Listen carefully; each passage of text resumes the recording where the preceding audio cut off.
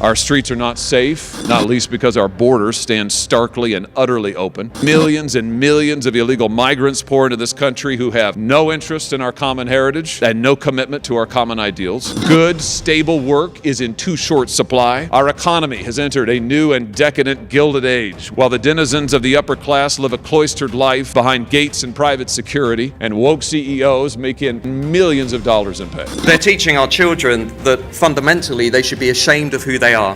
What we are building, in other words, is an economy that is completely based upon consumption. We're just throwing bodies at the national economy to keep big business happy. The kinds of migration that Britain is now being exposed to are much more diverse in terms of their culture, in terms of religion, in terms of ethnicity, in terms of their cultural backgrounds. Britain is also going to see the largest increase in Europe over the next 20 years in the absolute number of Muslims within our population. And as we know, as I wrote about last week, many British Muslims, especially younger Muslims, hold views that are fundamentally at odds with our way of life. And young British Muslims, as the survey made clear, are more radical than their parents and grandparents.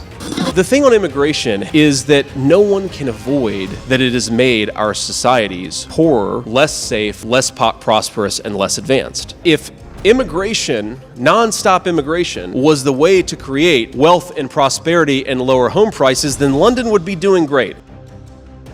The modern left wants to destroy our common loves and replace them with others, to destroy our common bonds and replace them with another faith, to dissolve the nation and to remake it in their image. We need to build an entirely new political movement that is outside of the traditional left and right. For the future, to save this country, this must be our mission, to defend the common loves that unite the country, defend the loves that make us a country, defend the common man's work, the common man's home, the common man's religion. The problem that both Britain and America and other European countries have is illegal immigration. There is no reason that should be happening. There's literally zero reason that people should be walking into this country without being checked, without knowing who they are. And it's happening on a vast scale. There's lots of people who are following the law and applying and not coming in because that person has jumped the queue.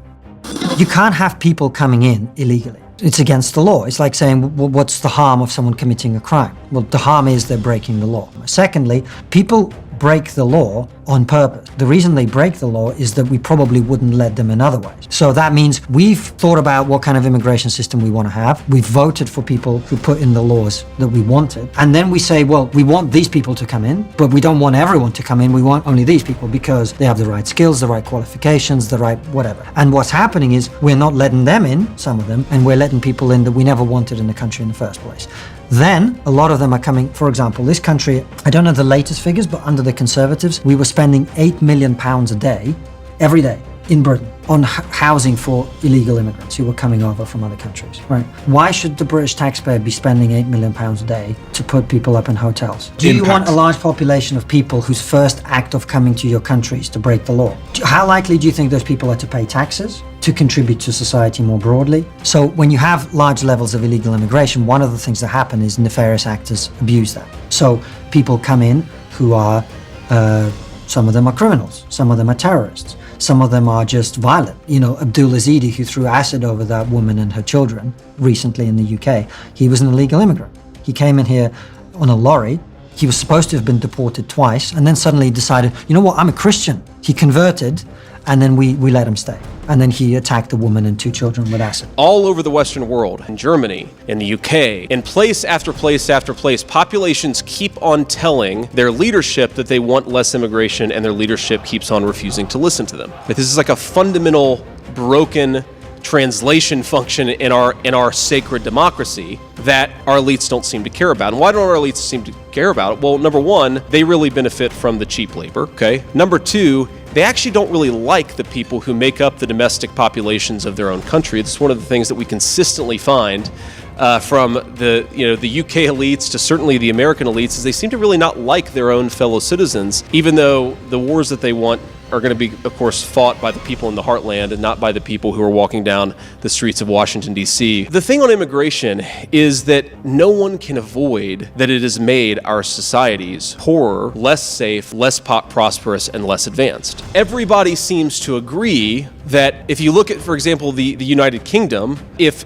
immigration, non-stop immigration, was the way to create wealth and prosperity and lower home prices, then London would be doing great. And I gotta tell you, I was in London last year and it's not doing so good.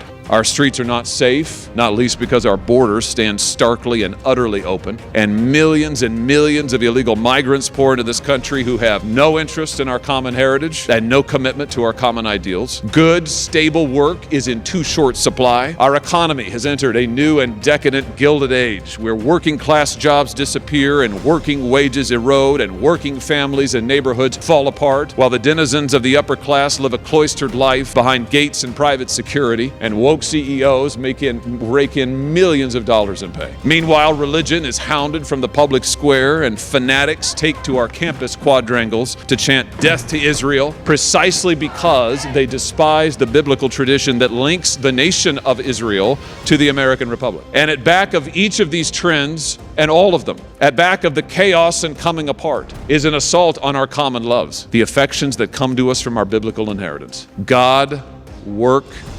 neighborhood, home.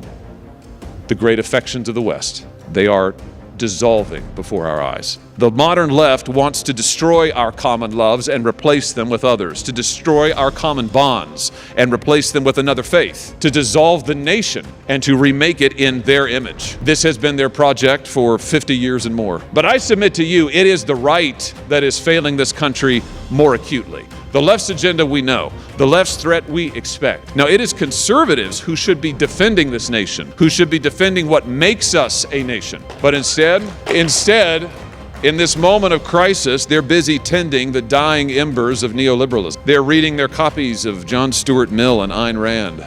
They're still talking about fusionism and its three-legged stool. For conservatives, for the country, that will no longer do. What's become clear in the 8 years since the Brits voted for Brexit is that actually much of our political class on both the left and the right, Labour and the Conservatives, really haven't understood what that vote was all about. The British Conservative Party has fundamentally failed to seize the opportunity that Brexit presented our country with. Instead of lowering immigration, the Conservatives sent immigration to entirely new levels. Instead of controlling our national borders, they lost control of our national borders. Instead of sending power down to the people, they hoarded it for themselves. Instead of pushing back against new radical ideologies like wokeism and radical progressivism, they allowed the mainstreaming of gender ideology in our schools, our universities, and our National Health Service, which only last week, as we saw with the landmark Cass review, has been exposing our children to ideas, beliefs, and medical treatments that have absolutely no basis in science.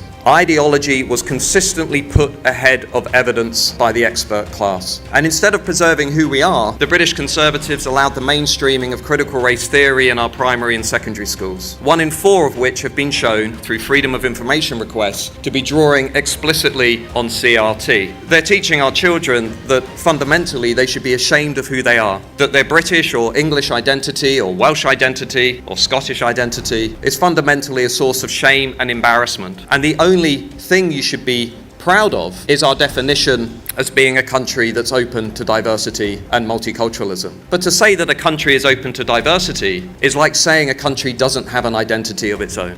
And the British Conservatives have not only been presiding over the mainstreaming of these ideas, but have been fundamentally failing to understand one of the key lessons of the Brexit referendum. Brexit was never the end destination. Brexit was never the end of the journey. Brexit was merely the end of the beginning. Brexit was the first stop in a journey on which the British people are trying to take back power for themselves, trying to reform the institutions, and trying to build a politics that is much more representative of their values and their voice. And the British Conservatives and the Labour Party and much of the political class have failed to see what the second chapter in this story is going to be all about. It's another political project that's being imposed on ordinary people from above. It's a political project that is completely transforming our country, which is already becoming unrecognisable. And it's a political project which, unless somebody stands up and does something about, is only going to accelerate in the years ahead. And that project comes down to 2 words: mass immigration. Now, Boris Johnson told us that we were going to lower migration, that we were going to have an Australian-based points system which would bring in the best of the best. We would be getting high skill, high wage, highly selective, high value migration that would put more into the economy than it would take out. Boris Johnson lied, and the British Conservative Party lied. What we got instead was low skill, low wage, low value, non-selective migration, which is now taking more out of the economy than it's putting in.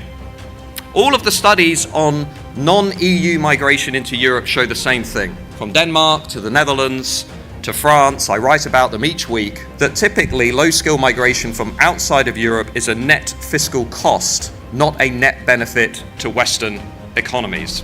We're just throwing bodies at the national economy to keep big business happy, to keep the big parties in Westminster happy, and to keep everybody from having to avoid the big challenges that Britain is facing. Our collapsing social care system for our elderly relatives, our national healthcare system, the NHS, our bankrupt universities. All we're doing, like a drug addict, is using cheap mass migration to try and plug the holes, to try and keep us from having to deal with the problems that are underpinning Britain's economy. The voice of ordinary people is glaringly absent. Nobody in the corridors of power is speaking for the vast majority of ordinary British people. So what started with Brexit, what started 8 years ago, I'm here to tell you, is only just the beginning of a much broader political revolution in our country. If you liked the video, please like and subscribe to spread more awareness. Share your thoughts in the comments below and join the conversation. Your engagement helps us bring more content to light. Remember, stay informed, stay engaged.